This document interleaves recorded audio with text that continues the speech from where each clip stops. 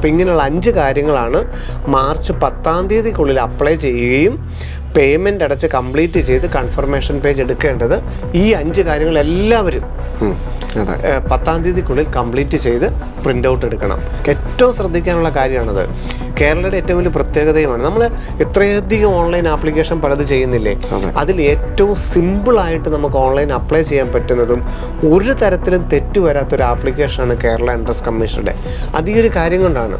അപ്പം ഈ 4 കോഴ്സുകളിൽ അവനവന് താല്പര്യമുള്ളതിനെല്ലാം അപ്ലൈ ചെയ്യുന്നതാണ് നല്ലത്. Medical and allied, engineering, B Pharm, architecture എല്ലാത്തിനും കൂടെ ഒറ്റ ആപ്ലിക്കേഷനെ ചെയ്യാവുള്ളൂ. പല പല ആപ്ലിക്കേഷൻ ചെയ്യരുത്. ഒറ്റ ആപ്ലിക്കേഷൻ വഴി ഈ 4 കോഴ്സുകളിൽ നിങ്ങൾക്ക് താല്പര്യമുള്ള ഏത് കോഴ്സുകളും സെലക്ട് ചെയ്യാം. അപ്പോൾ നമ്മുടെ കാൻഡിഡേറ്റ് പോർട്ടൽ നമുക്ക് ലോഗിൻ ചെയ്ത് നോക്കുകയും നമ്മൾക്ക് അർഹതയ്ക്കനുസരിച്ചുള്ളതെല്ലാം അനുവദിച്ച് കിടക്കുന്നത് കാണാം. നമ്മൾ അപ്ലോഡ് ചെയ്ത സർട്ടിഫിക്കറ്റിനനുസരിച്ച് ഓരോന്നും അനുവദിച്ച് കിടക്കുന്നത് കാണാം. ഇപ്പം ജനറൽ വിഭാഗത്തിന് എന്താ നോക്കാനുള്ളത്?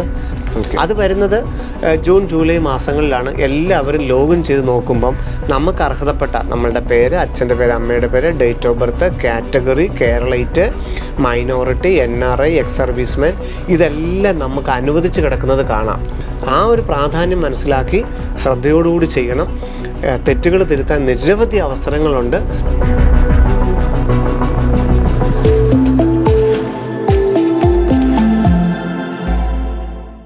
ശിവൻ സാറിനൊപ്പം എന്ന പ്രോഗ്രാമിൻ്റെ 134-ാമത് എപ്പിസോഡിലേക്ക് നമ്മൾ പ്രവേശിക്കുകയാണ്. നമസ്കാരം ശിവൻ സാർ. ശിവൻ സാർ, തീർച്ചയായിട്ടും നീറ്റ് നമ്മുടെ മെയ് 4-ാം തീയതി നടത്തപ്പെടുകയാണ്. അപ്പോൾ നീറ്റിന് നമ്മുടെ വിദ്യാർത്ഥികൾ എല്ലാവരും അപ്ലൈ ചെയ്തുകൊണ്ടിരിക്കുന്നു. ആൻഡ് ഈ ഒരു സമയത്തിനോടനുബന്ധിച്ച് നമ്മുടെ കീമിൻ്റെ ഒരു ആപ്ലിക്കേഷൻ വിളിച്ചിരിക്കുകയാണ്. തീർച്ചയായിട്ടും ഇതിൻ്റെ ഒരു എത്രത്തോളം കീമിൻ്റെ ആപ്ലിക്കേഷന് പ്രാധാന്യമുണ്ട് എന്നുള്ളത് വിദ്യാർത്ഥികൾക്കും മാതാപിതാക്കൾക്കും വ്യക്തമാക്കേണ്ട ആവശ്യകത നമുക്കുണ്ട്. അപ്പോൾ നമുക്ക് അത് തന്നെ പറഞ്ഞു. നമുക്കറിയാം, നീറ്റ് എക്സാം മെയ് 4-ാം തീയതിയാണ്. അതിൻ്റെ ഓൺലൈൻ ആപ്ലിക്കേഷൻ neet.nta.nic.in എന്ന വെബ്സൈറ്റ് വഴിയാണ്. മാർച്ച് 7-ാം തീയതി വരെയാണ് നീറ്റിനായിട്ട് അപ്ലൈ ചെയ്യേണ്ട ലാസ്റ്റ് ഡേറ്റ്. ഈ പരീക്ഷ എന്ന് പറയുന്നത് നമ്മൾ എപ്പോഴും പറയാറുണ്ട്, മെയ് 4-ാം തീയതി നടക്കുന്ന ഒരു പരീക്ഷയ്ക്ക് വേണ്ടി മാത്രമുള്ള ആപ്ലിക്കേഷനാണ് നീറ്റ് എന്ന് പറയുന്നത്.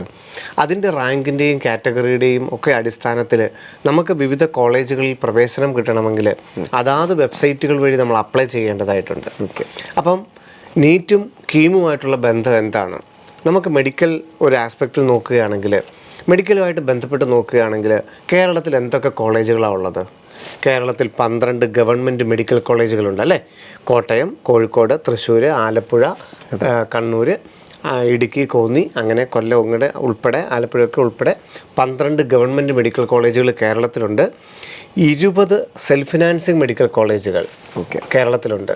നമ്മുടെ ഗോകുലവും KMCTയും MESഉം ശ്രീനാരായണയും അമലയും ജൂബിലിയും കോലഞ്ചേരിയും പുഷ്പഗിരിയും ഒക്കെ ഉൾപ്പെടുന്ന 20 സെൽഫ് ഫിനാൻസിങ് മെഡിക്കൽ കോളേജുകൾ കേരളത്തിലുണ്ട്.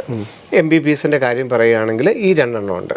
പിന്നെയുള്ളത് അമൃത ഡീംഡ് മെഡിക്കൽ കോളേജ് കേരളത്തിലുണ്ട്. ഇതുപോലെ തന്നെ BDSൻ്റെ കാര്യത്തിലാണെങ്കിലും 6 ഗവൺമെൻറ് BDS കോളേജുകളുണ്ട്. ഏതാണ്ട് 20ഓളം സെൽഫ് ഫിനാൻസിങ് BDS കോളേജുകളുണ്ട്. അഗ്രികൾച്ചറിന് 4 കോളേജുകളുണ്ട്. വെറ്റിനറിക്ക് 2 കോളേജുണ്ട്. ആയുർവേദത്തിന് ഗവൺമെൻറ് കോളേജുകൾ 5 എണ്ണം ഉണ്ട്. സെൽഫ് ഫിനാൻസിങ്ങിൽ 10 ആയുർവേദ കോളേജുകളുണ്ട്. ഹോമിയോയ്ക്ക് 5 ഗവൺമെൻറ് ഹോമിയോ കോളേജുകളുണ്ട്.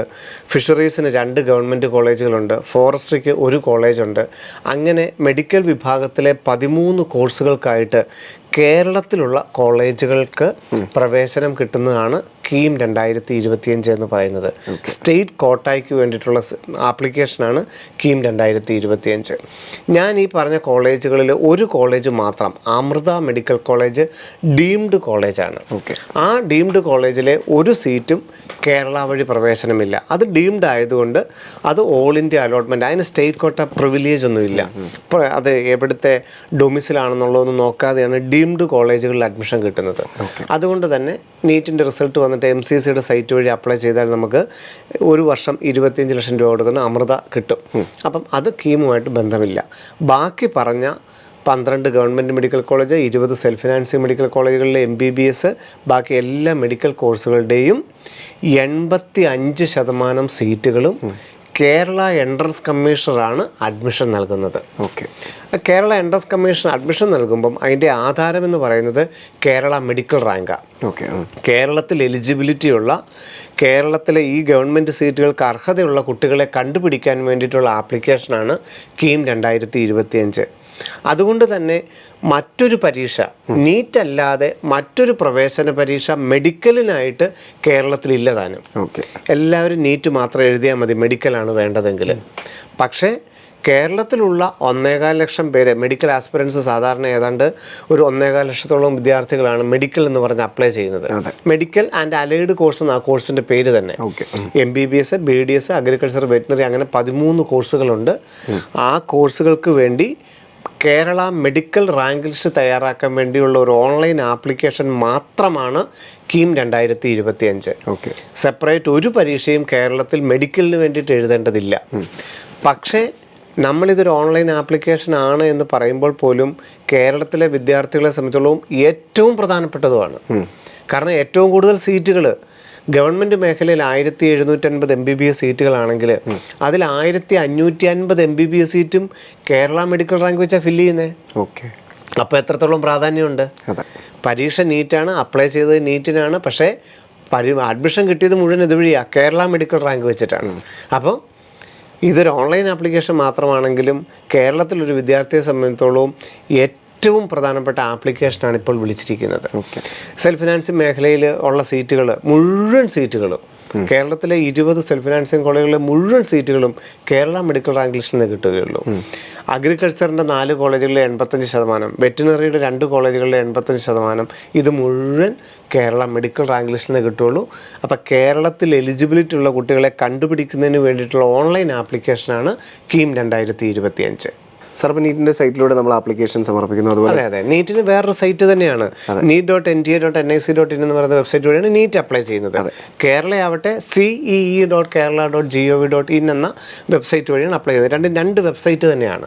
അപ്പോൾ തീർച്ചയായിട്ടും ഇതിൻ്റെ ഒരു റാങ്ക് ലിസ്റ്റ് എങ്ങനെയായിരിക്കും കേരള മെഡിക്കലിൻ്റെയും നീറ്റിൻ്റെയും ഒക്കെ തയ്യാറാക്കുക? തീർച്ചയായിട്ടും എല്ലാവർക്കും ഉള്ളൊരു സംശയമാണ്. കാരണം ഇത് രണ്ടും തമ്മിൽ പരസ്പരം യാതൊരു ബന്ധവും ഇല്ലാന്നിരിക്കെ എങ്ങനെയാണ് കേരള മെഡിക്കൽ റാങ്ക് ലിസ്റ്റോട്ട് എത്തുന്നത്? നമ്മൾ ഇപ്പം കേരള അപ്ലൈ ചെയ്യുമ്പം സിയുടെ വെബ്സൈറ്റ് വഴി അപ്ലൈ ചെയ്യുമ്പം നീറ്റിൻ്റെ ആപ്ലിക്കേഷൻ നമ്പറോ നമ്മൾ നീറ്റ് എന്ന് പറയുകയോ ഒന്നും ചെയ്യേണ്ടതില്ല. ആകെ നമ്മൾ കൊടുക്കുന്നത് മെഡിക്കൽ ആൻഡ് അലൈഡ് കോഴ്സ് എന്നുള്ള കോഴ്സ് സെലക്ട് ചെയ്യുന്നത് മാത്രമേ ഉള്ളൂ ഇതിന് നമ്മൾ. എന്നിട്ട് മെയ് 4-ാം തീയതി നീറ്റ് എക്സാം എഴുതുന്നു. അതിനുശേഷം ജൂൺ 14-ാം തീയതി നീറ്റ് റിസൾട്ട് വരുന്നു. ജൂൺ 20-ാം തീയതിയോടുകൂടി നമ്മൾ തന്നെ നീറ്റിൻ്റെ ആ details, application number, roll number, അതെല്ലാം എടുത്ത് കേരളയുടെ വെബ്സൈറ്റിലും കൂടെ അപ്ലോഡ് ചെയ്യണം. അത് ഇൻഡിവിജ്വലായിട്ട് നമ്മൾ ചെയ്യുകയും ചെയ്യണം. അപ്പം 1.25 ലക്ഷം പേര് അപ്ലൈ ചെയ്യുന്നുണ്ടെങ്കിൽ അതിൽ 75,000-80,000 പേര് ഇങ്ങനെ നീറ്റിൻ്റെ ഡീറ്റെയിൽസ് എടുത്ത് കേരള മെഡിക്കൽ കൊടുക്കുന്നുള്ളൂ, കേരള മെഡിക്കൽ റാങ്ക് ലിസ്റ്റോട് വരുന്നുള്ളൂ. അപ്പോൾ എത്ര പേര് ഇതിനെക്കുറിച്ച് അവബോധം ഇല്ല എന്ന് മനസ്സിലാക്കുക.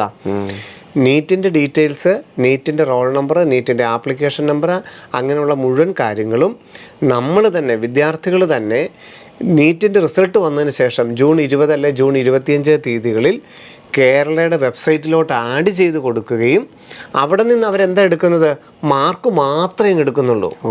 അവിടെ അപ്ലൈ ചെയ്തതിൻ്റെ കാറ്റഗറി എന്താണ്, അവിടുത്തെ വരുമാനം എന്താണ്, അവിടുത്തെ എഡ്യൂക്കേഷൻ ഡീറ്റെയിൽസ് എന്താ കൊടുത്തത്, അവിടെ അഡ്രസ്സ് എന്ത് കൊടുത്തു, ഒന്നും അതിൽ നിന്ന് എടുക്കില്ല. ഇപ്പം നമ്മൾ നീറ്റ് അപ്ലൈ ചെയ്യുന്നതിന് ആകെ അവിടെ നിന്ന് എടുക്കുന്നത് മാർക്ക് മാത്രമേ എടുക്കുകയുള്ളൂ.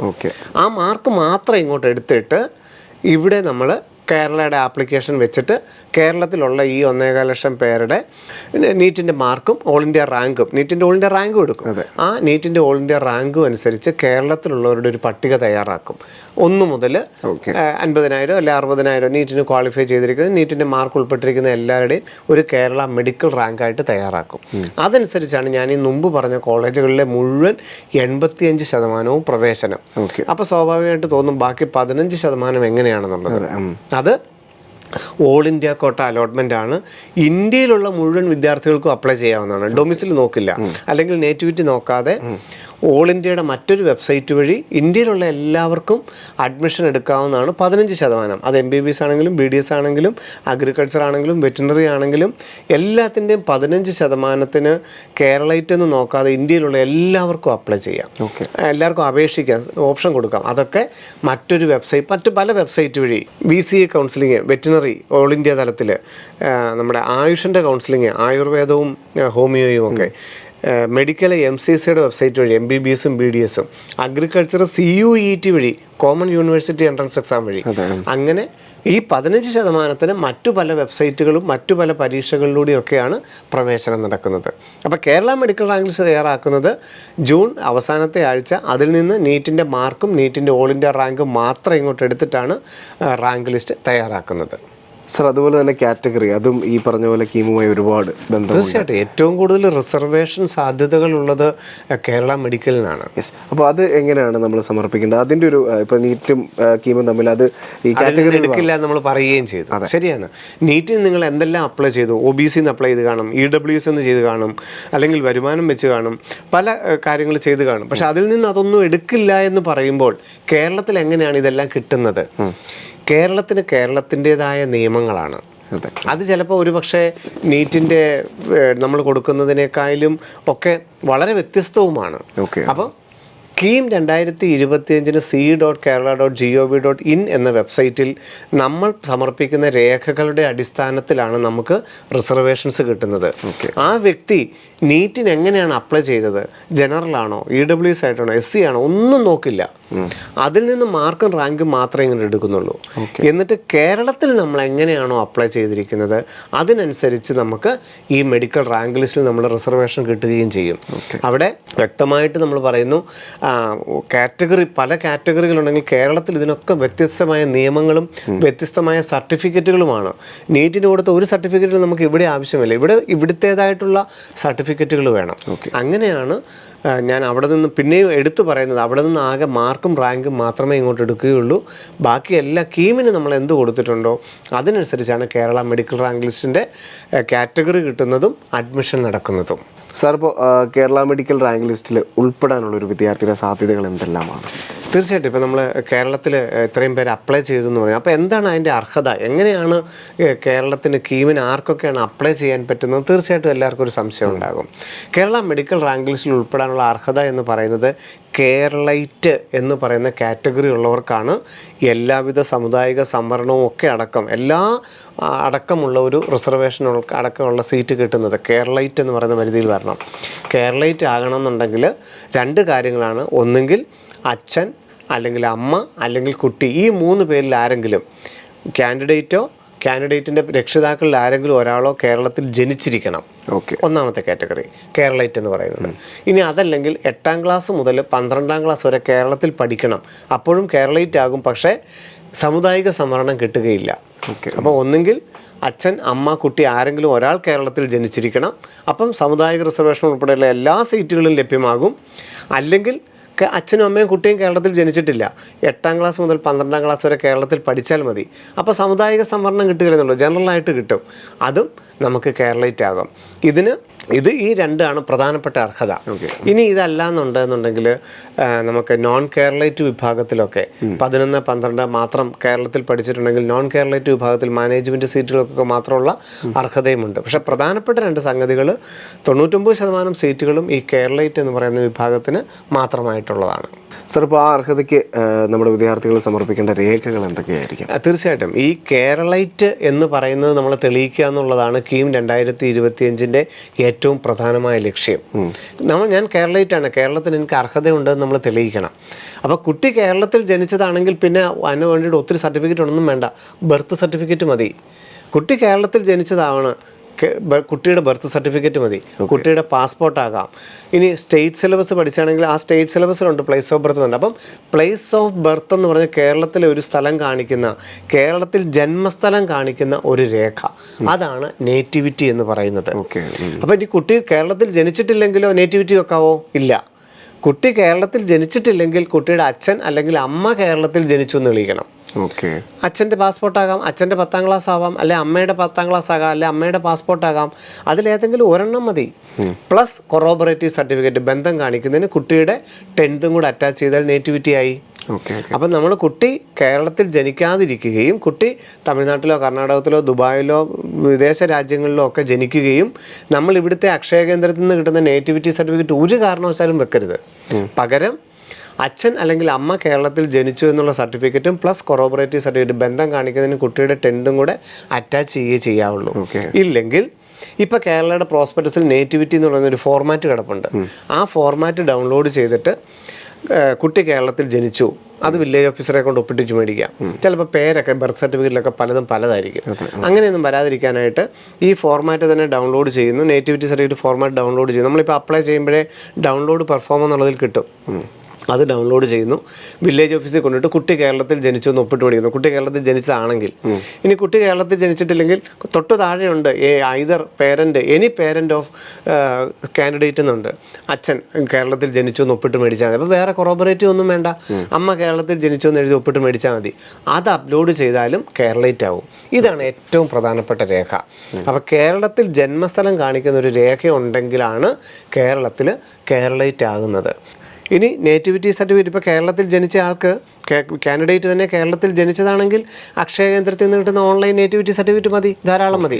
കുട്ടി കേരളത്തിൽ ജനിച്ചതാണെങ്കിൽ കുട്ടിയുടെ ബർത്ത് സർട്ടിഫിക്കറ്റ്, അക്ഷയ കേന്ദ്രത്തിൽ നിന്ന് കിട്ടുന്ന nativity certificate, 10ാം class state syllabus ആണെങ്കിൽ അതിൻ്റെ സർട്ടിഫിക്കറ്റ് ഒക്കെ നേറ്റിവിറ്റി ആയിട്ട് ഉപയോഗിക്കാം. യാതൊരു കുഴപ്പമില്ല. ജന്മസ്ഥലം കേരളത്തിൽ കാണിച്ചിരിക്കണമെന്ന് മാത്രം. ഓക്കെ, അതാണ് പ്രധാനം. ഇനി 8 മുതൽ 12 വരെ പഠിച്ചവർ, ഈ 3 പേരും അച്ഛനും അമ്മയും കുട്ടിയും കേരളത്തിൽ ജനിച്ചിട്ടില്ല, 8 മുതൽ 12 വരെ കേരളത്തിൽ പഠിച്ചിട്ട് മാത്രമേ ഉള്ളൂ.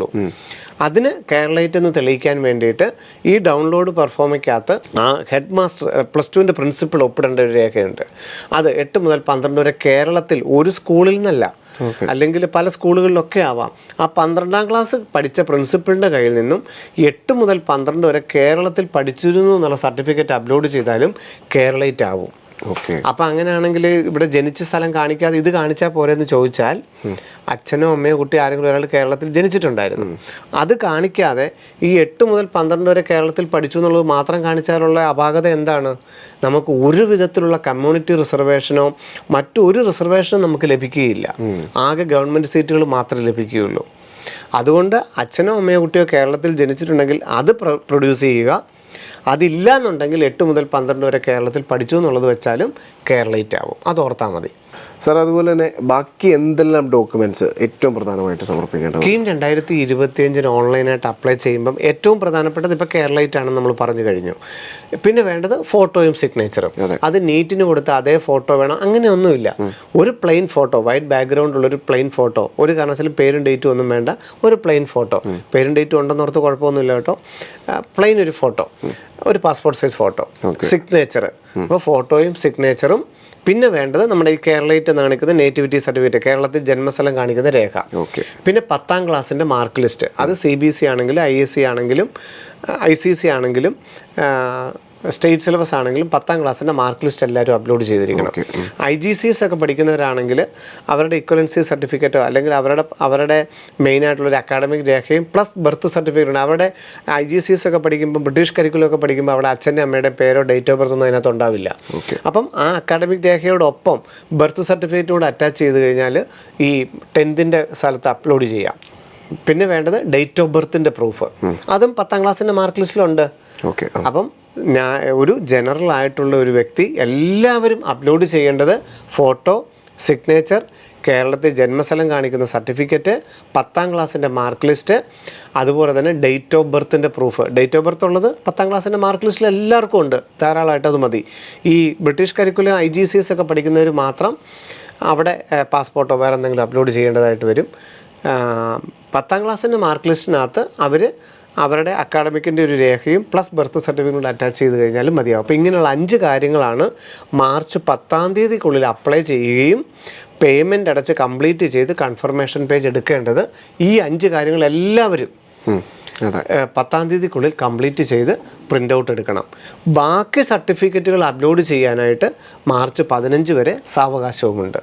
സാർ, ഇപ്പോൾ സാറ് പരാമർശിച്ച ബാക്കി സർട്ടിഫിക്കറ്റുകൾ എന്തെല്ലാമാണ് ഈ ബാക്കി സർട്ടിഫിക്കറ്റ്? നമ്മൾ ആദ്യം തന്നെ പറഞ്ഞു, കേരളത്തിന് കീമിന് അപ്ലൈ ചെയ്യുമ്പോൾ നമ്മൾ എന്തൊക്കെ കൊടുക്കുന്നു എന്നുള്ളതിന് യാതൊരു പ്രാധാന്യമില്ല. ഇപ്പോൾ നമ്മൾ കേരളൈറ്റ് എന്ന് പറഞ്ഞു, അല്ലെങ്കിൽ നമ്മളുടെ ജാതി പറഞ്ഞു, അല്ലെങ്കിൽ നമ്മളുടെ വരുമാനം പറഞ്ഞു, അല്ലെങ്കിൽ മൈനോറിറ്റി എന്ന് പറഞ്ഞു, നമ്മൾ അവിടെ ഡ്രോപ്പ് ഡൗൺ മെനുവിൽ സെലക്ട് ചെയ്യുന്നതിന് യാതൊരു പ്രസക്തിയുമില്ല. നമ്മൾ എന്ത് സർട്ടിഫിക്കറ്റ് അപ്ലോഡ് ചെയ്തു, നമ്മൾ ഈ മാർച്ച് 10ാം തീയതി വരെ അപ്ലോഡ് ചെയ്യുന്ന സർട്ടിഫിക്കറ്റ് ജൂലൈ അവസാനം വരെയുള്ള സമയങ്ങളിൽ ഓരോ സർട്ടിഫിക്കറ്റും എൻട്രൻസ് കമ്മീഷണർ പരിശോധിക്കുകയും ആ സർട്ടിഫിക്കറ്റിനനുസരിച്ചുള്ള അർഹത, അത് കേരളൈറ്റ് ആവാം, ഡേറ്റ് ഓഫ് ബർത്ത് ആകാം, വരുമാനമാകാം, കാറ്റഗറി ആവാം, മൈനോറിറ്റി ആവാം, NRI ആവാം, എക്സ് സർവീസ്മാൻ ആകാം, എന്താണെങ്കിലും ആ സർട്ടിഫിക്കറ്റ് നോക്കിയിട്ടാണ് നമ്മുടെ പ്രൊഫൈലിലോട്ട് തരുന്നത്. ഏറ്റവും ശ്രദ്ധിക്കാനുള്ള കാര്യമാണത്. കേരളയുടെ ഏറ്റവും വലിയ പ്രത്യേകതയുമാണ്. നമ്മൾ എത്രയധികം ഓൺലൈൻ ആപ്ലിക്കേഷൻ പലത് ചെയ്യുന്നില്ലേ, അതിൽ ഏറ്റവും സിമ്പിളായിട്ട് നമുക്ക് ഓൺലൈൻ അപ്ലൈ ചെയ്യാൻ പറ്റുന്നതും ഒരു തരത്തിലും തെറ്റ് വരാത്തൊരു ആപ്ലിക്കേഷനാണ് കേരള എൻട്രൻസ് കമ്മീഷനുടെ. അത് ഈ ഒരു കാര്യം കൊണ്ടാണ്. നമ്മളുടെ സർട്ടിഫിക്കറ്റുകൾ അപ്ലൈ ചെയ്യുന്നവരുടെ എല്ലാ സർട്ടിഫിക്കറ്റുകളും നോക്കിയിട്ട് ആ സർട്ടിഫിക്കറ്റിനകത്തെ വാല്യൂ എന്താണ് അത് നമുക്ക് അലോട്ട് ചെയ്ത് തരികയാണ് ചെയ്യുന്നത്. അപ്പോൾ ഉദാഹരണം പറഞ്ഞാൽ ഒരു വ്യക്തി ഈഴവയായിരിക്കാം, അദ്ദേഹം ജാതി എന്താണെന്ന് ചോദിക്കുന്നിടത്ത് ഈഴവാന്ന് വെക്കുന്നുണ്ട്, പക്ഷേ അദ്ദേഹം വില്ലേജ് ഓഫീസിൽ നിന്നുള്ള സ്റ്റേറ്റ് എഡ്യൂക്കേഷൻ പർപ്പസിൻ്റെ സർട്ടിഫിക്കറ്റ് അപ്ലോഡ് ചെയ്യുകയും അത് ജൂലൈ അവസാനത്തിനുള്ളിൽ എൻട്രൻസ് കമ്മീഷൻ വെരിഫൈ ചെയ്യുമ്പോൾ കറക്റ്റാണ്, വില്ലേജ് ഓഫീസറിൽ നിന്നുള്ളതാണ്, തഹസീൽദാരിൽ നിന്നാണ്, തരികയില്ല, റിജക്റ്റ് ചെയ്യും, വേറെ അപ്ലോഡ് ചെയ്യാൻ പറയും. അപ്പം വില്ലേജ് ഓഫീസിൽ നിന്നുള്ളതാണ്, സ്റ്റേറ്റ് എഡ്യൂക്കേഷൻ പർപ്പസിൻ്റെയാണ് അപ്ലോഡ് ചെയ്യുന്നത്. അപ്പോൾ കറക്റ്റായി, നമ്മൾ ആപ്ലിക്കേഷൻ ഉടനെ ഈഴവയിലോട്ട് മാറ്റും. നമ്മൾ OEC-കാരാ, അപ്പോൾ നമ്മൾ ബാക്ക്വേർഡ് ഹിന്ദു ആണെന്നുള്ള നോൺ ക്രിമിനലും അപ്ലോഡ് ചെയ്തിട്ടുണ്ട്, 6 ലക്ഷത്തിൽ താഴെയുള്ള വരുമാന സർട്ടിഫിക്കറ്റും അപ്ലോഡ് ചെയ്തിട്ടുണ്ട്. നമ്മളോട് OEC ആണോ എന്ന് ചോദിച്ചിട്ടില്ല, പക്ഷേ പകരം നമ്മൾ OBC-യുടെ ബാക്ക്വേർഡ് ഹിന്ദുവിൻ്റെ നോൺ ക്രിമിനലും അപ്ലോഡ് ചെയ്തിട്ടുണ്ട്, ഒപ്പം 6 ലക്ഷത്തിൽ താഴെ വരുമാന സർട്ടിഫിക്കറ്റും അപ്ലോഡ് ചെയ്തിട്ടുണ്ട്. അപ്പോൾ എന്ത് ചെയ്തു, എൻട്രൻസ് കമ്മീഷൻ ആ ആപ്ലിക്കേഷൻ ഓട്ടോമാറ്റിക്കായിട്ട് OEC-യിലോട്ട് മാറ്റും. അത് നമുക്ക് പ്രൊഫൈലിൽ ജൂലൈയിൽ കാണുകയും ചെയ്യാം. NRIയുടെ ഡോക്യുമെൻറ്റ്സ്, പാസ്പോർട്ടും വിസയും എംപ്ലോയ്മെൻറ്റ് സർട്ടിഫിക്കറ്റും അഫിഡേവിറ്റും ഒക്കെ നമ്മൾ അപ്ലോഡ് ചെയ്തു. ഈ അപ്ലോഡ് ചെയ്യുമ്പോൾ ഉടനെ നമ്മുടെ ആപ്ലിക്കേഷൻ NRIയിലോട്ട് മാറില്ല. ഇത് വെരിഫൈ ചെയ്ത് കഴിഞ്ഞ് ജൂലൈയിൽ നമുക്ക് നോക്കുമ്പോൾ കാണാം നമ്മളുടെ സ്റ്റാറ്റസിൻ്റെ അവിടെ NRI എന്ന് കാണാം. നമ്മൾ വരുമാനം അപ്ലോഡ് ചെയ്തു, നമ്മൾ എൻ്റർ ചെയ്തപ്പം 80,000 എൻ്റർ ചെയ്തു, പക്ഷേ നമ്മൾ വരുമാന സർട്ടിഫിക്കറ്റ് അപ്ലോഡ് ചെയ്തപ്പോൾ 1.5 ലക്ഷത്തിന് ചെയ്തു. ഓട്ടോമാറ്റിക്കായിട്ട് നമ്മുടെ വരുമാനം 1.5 ലക്ഷം എന്ന് കിടക്കുന്നത് നമുക്ക് കാണാം. അപ്പോൾ ഓരോ ഡോക്യുമെൻറ്റും ഇപ്പോൾ കേരളൈറ്റ് എന്ന് പറയുന്നത് തന്നെ നമ്മൾ കേരളൈറ്റ് എന്ന് പറയുന്ന അനുസരിച്ചല്ല, നമ്മൾ എന്ത് സർട്ടിഫിക്കറ്റ് അപ്ലോഡ് ചെയ്യുന്നതനുസരിച്ചാണ്. പലരും ഡേറ്റ് ഓഫ് ബർത്ത് എൻ്റർ ചെയ്യുമ്പോൾ തെറ്റിപ്പോകും, എന്നിട്ട് 10ാം ക്ലാസ്സിൻ്റെ മാർക്ക് ലിസ്റ്റോ അല്ലെങ്കിൽ ഡേറ്റ് ഓഫ് ബർത്തിൻ്റെ പ്രൂഫിന് വേറൊരു ഡേറ്റുള്ളത് അപ്ലോഡ് ചെയ്യും. അതവർ കറക്റ്റ് ആക്കുകയും അത് കറക്റ്റ് രീതി ആക്കി തരികയും ചെയ്യും. അപ്പം നമ്മൾ സമർപ്പിക്കുന്ന ഓരോ ഡോക്യുമെൻറ്റും നോക്കിയിട്ടാണ് നമ്മളുടെ ആപ്ലിക്കേഷൻ ചേഞ്ച് ആവുന്നത്. Non criminal. അപ്പോൾ എന്തൊക്കെയായിരിക്കും നമുക്ക് സമർപ്പിക്കേണ്ടത്? ഈഴവ, മുസ്ലിം. ഇവിടെ നമുക്ക് റിസർവേഷൻ എന്ന് പറയുന്നത് ജാതി അനുസരിച്ചാണ്. ഈഴവ, മുസ്ലിം, Vishwakarma, backward Hindu, Latin Catholics, backward Christian, Dheevara, Vishwakarma, അങ്ങനെ ഓരോ SC ST അങ്ങനെ കാറ്റഗറി അനുസരിച്ചാണ്. അപ്പോൾ അതിൽ SC ST വിഭാഗം അല്ലാത്തവരെല്ലാം വില്ലേജ് ഓഫീസിൽ നിന്നുള്ള സ്റ്റേറ്റ് എഡ്യൂക്കേഷൻ പർപ്പസിൻ്റെ സർട്ടിഫിക്കറ്റ് അപ്ലോഡ് ചെയ്യണം. അപേക്ഷിക്കുന്ന സമയത്ത് വാലിഡ് ആയിരിക്കണം എന്ന് മാത്രമല്ല, അതായത് ഇപ്പം മാർച്ച് 10 വരെ വാലിഡ് ആയിട്ടുള്ള ഏത് സർട്ടിഫിക്കറ്റും അപ്ലോഡ് ചെയ്യാം, അത് അപ്ലോഡ് ചെയ്യണം. നോൺ ക്രിമിനൽ കിട്ടാനായിട്ട് അത് അപ്ലോഡ് ചെയ്യണം. പിന്നെ വേണ്ടത് EWS. ഇവിടെ വേറൊരു നിയമമാണ് കേരളത്തിലെ വില്ലേജ് ഓഫീസിൽ നിന്നുള്ള EWS സർട്ടിഫിക്കറ്റ് അപ്ലോഡ് ചെയ്യണം. അത് വെരിഫൈ ചെയ്ത് കഴിയുമ്പോഴാണ് നമ്മുടെ EWS കാറ്റഗറിയിലോട്ട് നമ്മളെ ചേഞ്ച് ചെയ്യുന്നത്. പിന്നെ നമുക്ക് SC ST വിഭാഗത്തിന് തഹസീൽദാർ എന്നുള്ള കമ്മ്യൂണിറ്റി സർട്ടിഫിക്കറ്റ് അപ്ലോഡ് ചെയ്യാം. അങ്ങനെ കമ്മ്യൂണൽ റിസർവേഷന് വേണ്ടിയുള്ള സർട്ടിഫിക്കറ്റുകൾ അതാണ്. പിന്നെ മൈനോറിറ്റി, ഇപ്പം നമ്മുടെ ക്രിസ്ത്യൻ മെഡിക്കൽ കോളേജുകളിൽ ക്രിസ്ത്യൻ മൈനോറിറ്റി ആണെങ്കിലോ വില്ലേജ് ഓഫീസിൽ നിന്നോ തഹസീൽദാരിൽ നിന്നുള്ള കമ്മ്യൂണിറ്റി സർട്ടിഫിക്കറ്റോ അല്ലെ മൈനോറിറ്റി സർട്ടിഫിക്കറ്റോ അപ്ലോഡ് ചെയ്യണം. അപ്പോൾ നമ്മുടെ ആപ്ലിക്കേഷൻ മൈനോറിറ്റിയിലോട്ടും ചേഞ്ച് ആവും. നമുക്ക് എക്സ് സർവീസ്മെൻ ആണ്, നമ്മൾ ഈ ഫോർമാറ്റ് കേരളയുടെ സൈറ്റിൽ നിന്നുള്ള ആ ഫോർമാറ്റ് ഡൗൺലോഡ് ചെയ്തിട്ട് ജില്ലാ സൈനിക വെൽഫെയർ ബോർഡിൽ പോയിട്ട് അത് ഒപ്പിടിച്ച് അപ്ലോഡ് ചെയ്യുമ്പോൾ നമ്മുടെ ആപ്ലിക്കേഷൻ ഓട്ടോമാറ്റിക്കായിട്ടും എക്സ് സർവീസ്മെൻ റിസർവേഷൻ നമുക്ക് കിട്ടും. അങ്ങനെ നമുക്ക് എന്തെല്ലാം റിസർവേഷനുകളുണ്ടോ അതെല്ലാം നമ്മൾ ഇപ്പം തന്നെ അപ്ലോഡ് ചെയ്യും. അതിന് മാർച്ച് 15 വരെ സാവകാശമുണ്ട്. ആദ്യം നമ്മൾ പറഞ്ഞ 5 കാര്യങ്ങൾ, photo, signature, nativity, date of birth, 10ാം ക്ലാസ്സിൻ്റെ മാർക്ക് ലിസ്റ്റിന് പേയ്മെൻറ്റ് അടയ്ക്കുന്നതിന് മാർച്ച് 10 വരെ സമയമുള്ളെങ്കിൽ ബാക്കി എല്ലാത്തിനും മാർച്ച് 15 വരെ സാവകാശമുണ്ട്. 15-ാം തീയതിക്കുള്ളിൽ അപ്ലോഡ് ചെയ്താൽ മതിയാകും. സാർ, ഇപ്പോൾ ഒരു വിദ്യാർത്ഥിക്ക് പല റിസർവേഷൻ കിട്ടാനുള്ള സാധ്യതകളുണ്ടോ? തീർച്ചയായിട്ടും. നമ്മൾ സമർപ്പിക്കുന്ന സർട്ടിഫിക്കറ്റുകൾക്കനുസരിച്ച് ധാരാളം റിസർവേഷനുകൾ നമുക്ക് കിട്ടാം.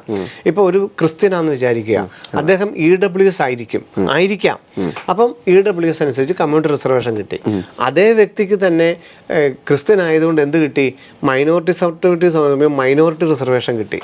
അതേ വ്യക്തിയുടെ അച്ഛൻ എക്സ് സർവീസ്മെൻ ആണെന്നിരിക്കട്ടെ, അദ്ദേഹം എക്സ് സർവീസ്മെൻ്റെ സർട്ടിഫിക്കറ്റ് അപ്ലോഡ് ചെയ്താൽ എക്സ് സർവീസ്മെൻ റിസർവേഷനും കിട്ടും. അദ്ദേഹത്തിന് തോന്നി മാർക്കുകളൊക്കെ അല്പം കുറവാണെങ്കിൽ ഒരു NRI സീറ്റും കൂടി ഇപ്പോഴേ ഒന്ന് അപേക്ഷിച്ചിടണം. ഇപ്പോൾ മാത്രമേ NRI സീറ്റിന് അപേക്ഷിക്കാനുള്ള അവസരമുള്ളൂ. പരീക്ഷ വരാൻ പോകുന്നതേ ഉള്ളൂ. മാർക്ക് എത്രയാണെന്ന് പോലും നമുക്കറിയില്ല. എങ്കിൽ പോലും 22 ലക്ഷം രൂപ വാർഷിക ഫീസ് കൊടുക്കുന്ന ഒരു NRI സീറ്റിന് ആഗ്രഹമുണ്ടെങ്കിൽ ഇപ്പം നമ്മൾ ആ 5 സർട്ടിഫിക്കറ്റുകൾ അപ്ലോഡ് ചെയ്ത് വെക്കണം.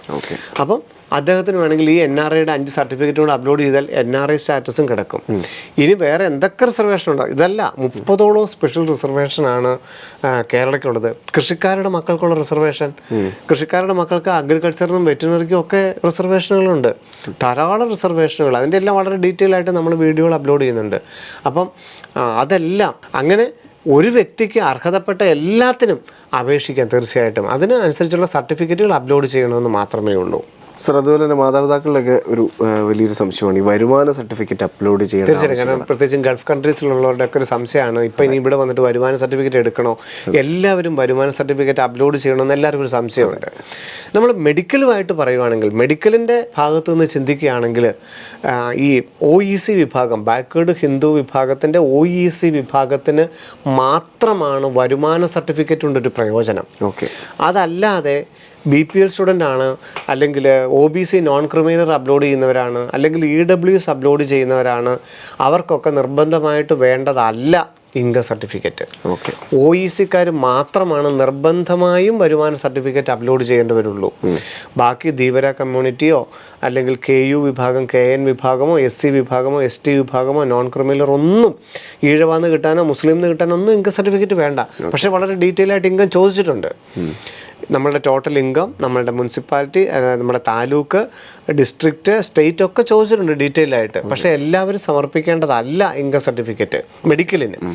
ഇവർ മാത്രം സർട്ടിഫിക്കറ്റ് അപ്ലോഡ് ചെയ്താൽ മതിയായിരിക്കും. ഇനി സർട്ടിഫിക്കറ്റ് ചെയ്യുന്നുണ്ടെങ്കിൽ അത് ബാക്കിയുള്ള സർട്ടിഫിക്കറ്റിലെ വരുമാനത്തിനനുസരിച്ചായിരിക്കണം. കഴിഞ്ഞ വർഷം കുറേയധികം കുട്ടികൾ EWS അപ്ലോഡ് ചെയ്തു. EWSനകത്ത് ഒരു വരുമാനം, ഇൻകം സർട്ടിഫിക്കറ്റിൽ വേറൊരു വരുമാനം, എൻട്രി ചെയ്തിരിക്കുന്നത് വേറൊരു വരുമാനം. അപ്പം നമ്മൾ പല സർട്ടിഫിക്കറ്റ് അപ്ലോഡ് ചെയ്തിട്ടുണ്ട്, ഇതിനകത്തുള്ള ഇൻകം ഒന്ന് തന്നെ ആയിരിക്കണം. ഇല്ലെങ്കിൽ പിന്നീട് അത് മെമ്മോ വരും, റിജക്റ്റ് ആവും. അപ്പം EWSകാരോ OBC നോൺ ക്രിമിനലുകാരോ മറ്റുള്ളവരോ ഒന്നും ഇൻകം സർട്ടിഫിക്കറ്റ് നിർബന്ധമായിട്ട് ചെയ്യേണ്ടതല്ല. ചെയ്യുന്നുണ്ടെങ്കിൽ അത് ഈ മെയിൻ ആപ്ലിക്കേഷൻ്റെ EWSൻ്റെയോ നോൺ ക്രിമിനലിൻ്റെയോ അല്ലെങ്കിൽ എന്തിനാണോ നിങ്ങൾ മറ്റ് സർട്ടിഫിക്കറ്റ് ചെയ്യുന്നത് അതിനകത്ത് ഇൻകം തന്നെ ആയിരിക്കണം. ഇൻകം ഉള്ളിടത്ത് ചില സർട്ടിഫിക്കറ്റിലെ ഇൻകം ഉള്ളൂ, ആ ഇൻകം തന്നെ ആയിരിക്കാൻ ശ്രദ്ധിക്കണം. അല്ലാതെ നിങ്ങൾ എൻട്രി ചെയ്യുന്ന 80,000 സർട്ടിഫിക്കറ്റ് അപ്ലോഡ് ചെയ്യുന്ന 1.5 ലക്ഷം, EWSനകത്ത് 1.25 ലക്ഷം, അങ്ങനെ പലതായിട്ട് കിടക്കാൻ പാടില്ല. ഒറ്റ ഇൻകം തന്നെ ആയിരിക്കണം, അത് തന്നെ ആയിരിക്കണം അപ്ലോഡ് ചെയ്യുന്നത്. പക്ഷേ നിർബന്ധമല്ല മെഡിക്കലിന്. സാർ, ഇപ്പോൾ കീമിന് അനന്തമായ സാധ്യതകളുണ്ടെന്ന് തീർച്ചയായിട്ടും, കാരണം എല്ലാവരും അപ്ലൈ ചെയ്യേണ്ടതാണ് കീം 2025. അപ്പോൾ തീർച്ചയായിട്ടും നമ്മുടെ എഞ്ചിനീയറിംഗ്, BPharm പോലുള്ള കോഴ്സുകളിലേക്കും ഒക്കെയുള്ള ഒരു ആപ്ലിക്കേഷൻ പ്രോസസ്സ് ഇതിലൂടെ തന്നെയല്ലേ? തീർച്ചയായിട്ടും, അതുകൊണ്ട് തന്നെയാണ് നമ്മൾ പറയുന്നത്. കാരണം നമുക്ക് മെയ് 4 നീറ്റ് എക്സാം നടക്കാൻ പോകുന്നുള്ളൂ, നമുക്ക് മാർക്കിനെ കുറിച്ചോ റാങ്കിനെ കുറിച്ചൊന്നും അറിയില്ല. അപ്പോൾ തീർച്ചയായിട്ടും നമുക്ക് ഈ വർഷം, ഈ 2025-26 അധ്യയന വർഷത്തിൽ ഏതെങ്കിലും ഒരു പ്രൊഫഷണൽ കോഴ്സിൽ അഡ്മിഷൻ എടുക്കാൻ ആഗ്രഹിക്കുന്നവർ നിർബന്ധമായിട്ടും കീമിന് അപ്ലൈ ചെയ്യുകയും അതിനകത്തുള്ള കോഴ്സുകളെല്ലാം സെലക്ട് ചെയ്യുകയും പരീക്ഷകൾ എഴുതുകയും ചെയ്യുന്ന ഏറ്റവും നല്ലതാണ്.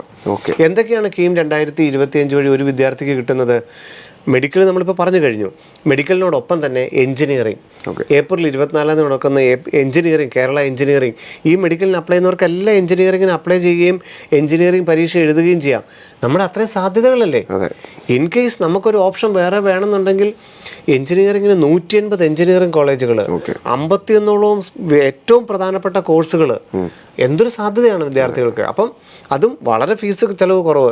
ഗവൺമെൻറ് എഞ്ചിനീയറിംഗിന് 9,000 രൂപ ഫീസുള്ളൂ, അർദ്ധ സർക്കാർ ആണെങ്കിൽ 40,000 രൂപയുള്ളൂ, സെൽഫ് ഫിനാൻസിങ് എഞ്ചിനീയറിംഗ് ആണെങ്കിൽ വെറും 75,000 രൂപ ഫീസുള്ളൂ.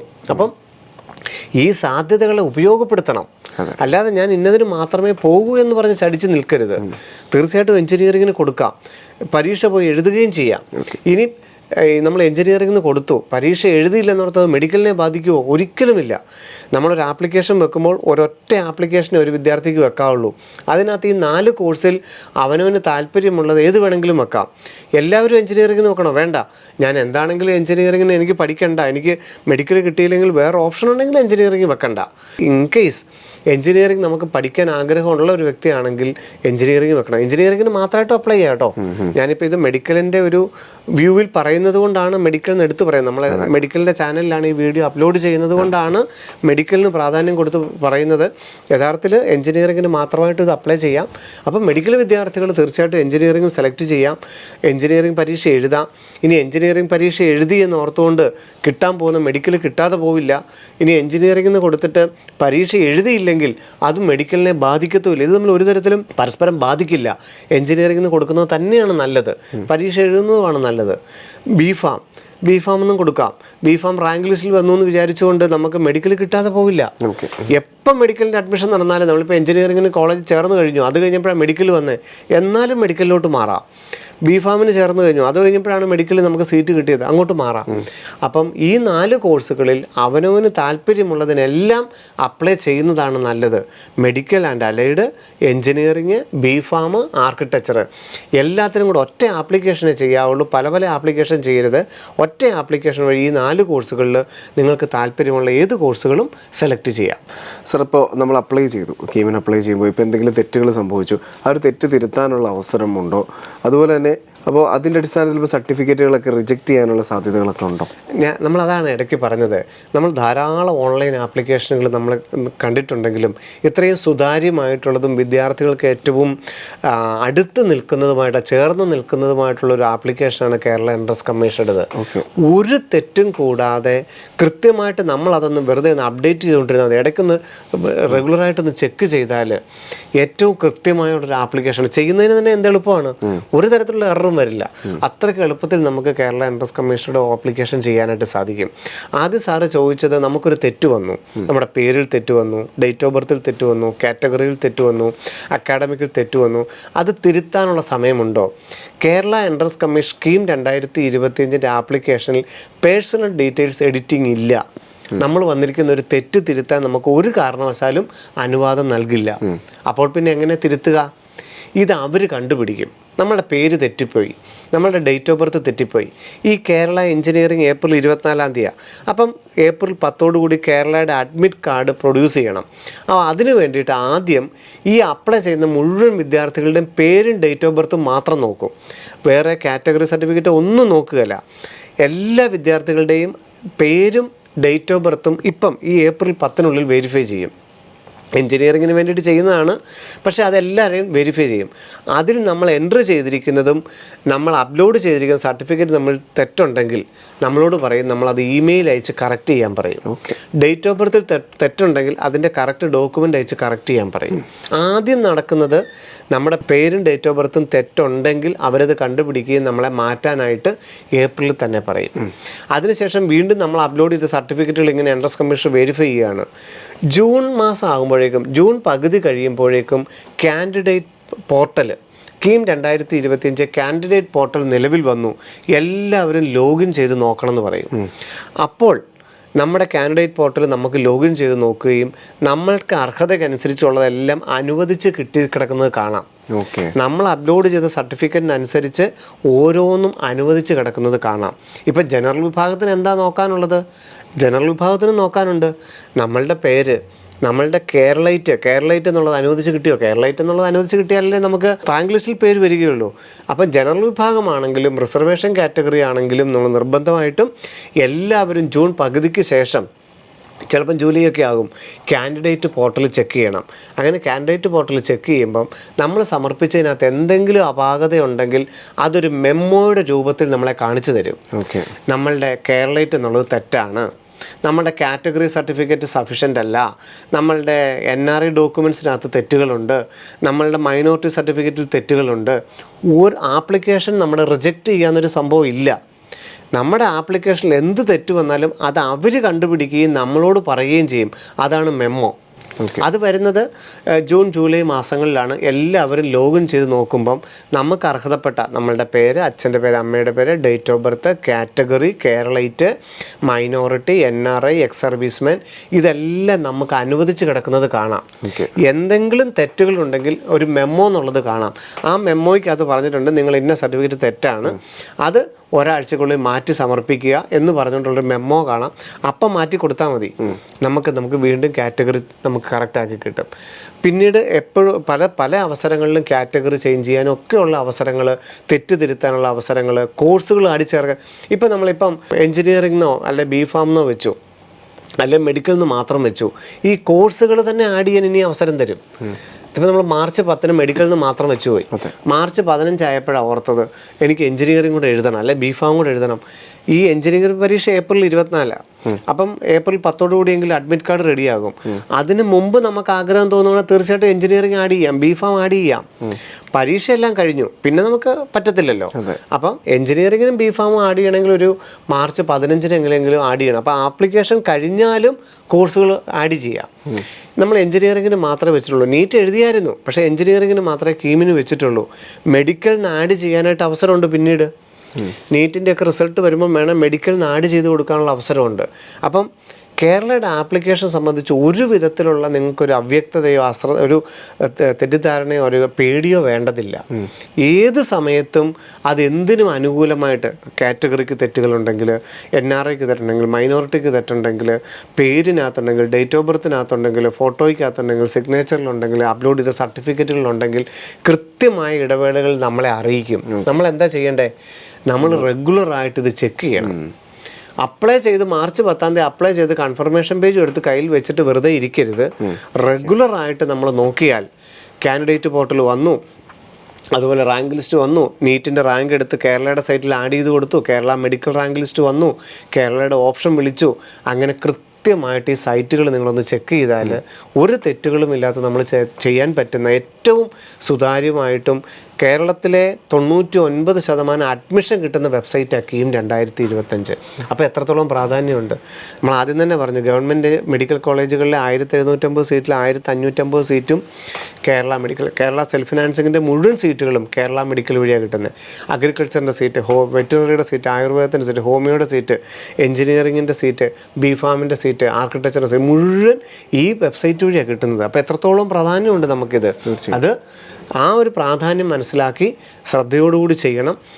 തെറ്റുകൾ തിരുത്താൻ നിരവധി അവസരങ്ങളുണ്ട്, അത് നിങ്ങൾ ഉപയോഗപ്പെടുത്തുകയും വേണം. അപ്പോൾ 2025 കീം അപ്ലൈ ചെയ്യുമ്പോൾ ഏറ്റവും പ്രധാനമായിട്ട് ശ്രദ്ധിക്കേണ്ട കാര്യങ്ങളാണ് വളരെ ക്രിസ്റ്റൽ ക്ലിയർ ആയിട്ട് ശിവൻ സാർ നമുക്ക് പറഞ്ഞു തന്നത്. അപ്പോൾ തീർച്ചയായിട്ടും കീമൊക്കെയായി ബന്ധപ്പെട്ട് നിങ്ങൾക്ക് ഒരുപാട് സംശയങ്ങളുണ്ടായിരിക്കാം. അതിൽ ഒരിക്കലും നമ്മൾ വരുത്താൻ പാടില്ലാത്ത തെറ്റുകൾ എന്തൊക്കെയാണെന്നും കൃത്യമായ ഫോളോ അപ്പ് നമ്മൾ നടത്തിയിരിക്കണമെന്നുള്ളത് ശിവൻ സാർ വ്യക്തമാക്കി തന്നെ നമുക്ക് പറഞ്ഞു തന്നിട്ടുണ്ട്. നമ്മുടെ ഭാഗത്ത് നിന്ന് ഒരു ചെറിയ മിസ്റ്റേക്കോ അല്ലെങ്കിൽ എന്തെങ്കിലും കാര്യമുണ്ടെങ്കിൽ ഏറ്റവും സുതാര്യമായി അവർ നമ്മളെ അറിയിക്കുകയും, അതാണ് പ്രത്യേകത, നമ്മളെ ഇങ്ങോട്ട് അറിയിക്കും. അതെ, അതിന് കൃത്യമായ മറുപടി അവർക്ക് നൽകി അല്ലെങ്കിൽ അതിന് ഉള്ള സൊല്യൂഷൻസ് നമ്മൾ നൽകുകയും ചെയ്യുക എന്നുള്ളതാണ്. പിന്നെ അതുപോലെ തന്നെ ശിവൻ സാർ ഇതിൽ മെൻഷൻ ചെയ്യേണ്ടത് ഏറ്റവും യൂസർ ഫ്രണ്ട്ലി ആയിട്ടുള്ള രീതിയിലാണ് അതിൻ്റെ ആപ്ലിക്കേഷൻ പ്രോസസ്സ് എന്ന് പറയുന്നത്. അപ്പോൾ വിദ്യാർത്ഥികളും മാതാപിതാക്കളും ഒക്കെ വളരെ കരുതലോട് കൂടിയിട്ട് വേണം ഓരോ സംശയങ്ങളും തീർക്കാൻ. അപ്പോൾ തീർച്ചയായിട്ടും നിങ്ങൾക്ക് ഒരുപാട് സംശയങ്ങളൊക്കെ ഉണ്ടായിരിക്കും. അപ്പോൾ നിങ്ങളുടെ സംശയങ്ങളൊക്കെ നമ്മുടെ കമൻറ്റുകളായിട്ട് രേഖപ്പെടുത്തുക. അതുപോലെ തന്നെ ഇത്തരത്തിലുള്ള മറ്റ് സംശയങ്ങളൊക്കെ ഉള്ള മറ്റ് പേരൻസിനെയും വിദ്യാർത്ഥികളെയും ഒക്കെ നിങ്ങൾക്ക് അറിയായിരിക്കും. അവരിലേക്കും ഈ ഒരു വീഡിയോ മാക്സിമം ഷെയർ ചെയ്ത് നൽകുക. കാരണം കീമുമായി ബന്ധപ്പെട്ട ഒരു A to Z വീഡിയോ ആണിത്. ഇത് മാക്സിമം ഷെയർ ചെയ്യുക. നമ്മൾ പറഞ്ഞു കഴിഞ്ഞു, ഇപ്പം നീറ്റിന് ഏതാണ്ട് 1.25 ലക്ഷം 1.5 ലക്ഷം വിദ്യാർത്ഥികൾ കേരളത്തിൽ അപ്ലൈ ചെയ്യുന്നുണ്ട്. കീം കേരള മെഡിക്കലിനും ഏതാണ്ട് അത്രയും തന്നെ വിദ്യാർത്ഥികൾ കേരള മെഡിക്കൽ എന്ന് പറഞ്ഞ് അപ്ലൈ ചെയ്യുന്നുണ്ട്. പക്ഷേ ഈ നീറ്റിൻ്റെ റിസൾട്ട് വന്ന ശേഷം ആ റിസൾട്ട് ഇതിനോടൊന്ന് യോജിപ്പിക്കുന്നവർ ഒരു 80,000 പേരേ ഉള്ളൂ. അപ്പോൾ അവർക്കറിയില്ല റിസൾട്ട് വന്നതിന് ശേഷം എങ്ങനെ കേരള മെഡിക്കൽ റാങ്ക് ലിസ്റ്റ് തയ്യാറാക്കണം എന്നുള്ളത്. അപ്പം ഓരോ സമയത്ത് കൃത്യമായിട്ട് സൈറ്റ് നോക്കിക്കൊണ്ട് തന്നെ ഇരിക്കണം. അപ്പോൾ വളരെ ക്ലിയർ ആയിട്ടുള്ള കാര്യങ്ങളാണ്. അപ്പോൾ ലോകമെമ്പാടുമുള്ള ഒരുപാട് മലയാളി പ്രേക്ഷകർ ഈ ഒരു പ്രോഗ്രാം കാണുന്നുണ്ട്. അപ്പോൾ ഞങ്ങളെ കേട്ട എല്ലാ പ്രേക്ഷകർക്കും ഹൃദയം നിറഞ്ഞ നന്ദി. നമസ്കാരം. Brilliant Study Center, India's #1 coaching center for NEET and JEE.